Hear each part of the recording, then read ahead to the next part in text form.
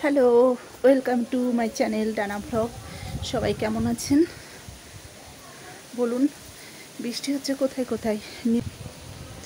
বৃষ্টি হলেই যেখানে গাছ থাকে, গাছের শুকনো পাতা পড়ে থাকে, যে বৃষ্টি হবে দেখবেন সেখানে জল জমে একটা নোংরা হয়ে যায়।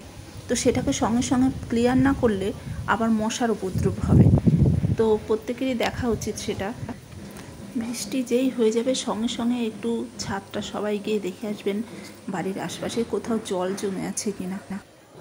বলুন সবাই কেমন আছেন এই বৃষ্টির দিনে। নিম্নচাপ লেগেছে, এখন চলবে পুজো পর্যন্ত এরকমই, মানে প্রতিবারই পুজোটা লণ্ডভণ্ড করতে হবে আর কি। কেমন আছেন? আর বৃষ্টির মধ্যে সারাক্ষণ ঘরে থাকতে থাকতে খুব বোর লাগে। কি করব, ঘর আর বারান্দা, ঘর আর বারান্দা। একটু রাস্তায় যাব, একটু বাইরে বেরোবো, সে উপায় তো নেই। আমার মতো অবস্থা আর কার কার হচ্ছে একটু জানাবেন কমেন্ট বক্সে অবশ্যই।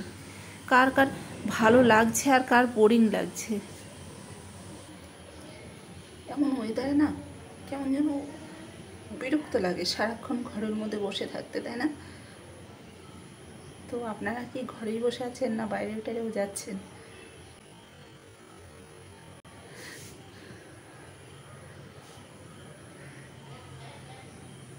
একটু ঠান্ডা ঠান্ডা পড়লে একটু কফি খেতে ইচ্ছে করে। চলুন একটু কফি খাওয়া যাক। এই দাঁড়িয়ে আছি, ছেলের জন্য ওয়েট করছি।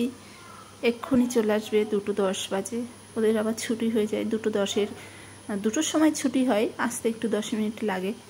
তো ওয়েট করছি ওর জন্য, আর আপনাদের সঙ্গে বসে আপনাদের টাইম ওয়েস্ট করছি। আপনারা কেউ বোরিং হচ্ছেন না তো?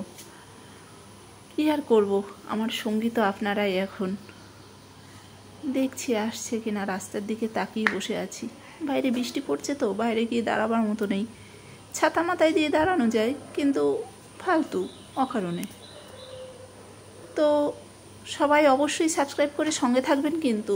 আর এতক্ষণ সঙ্গে থাকার জন্য অনেক অনেক ধন্যবাদ। Love you.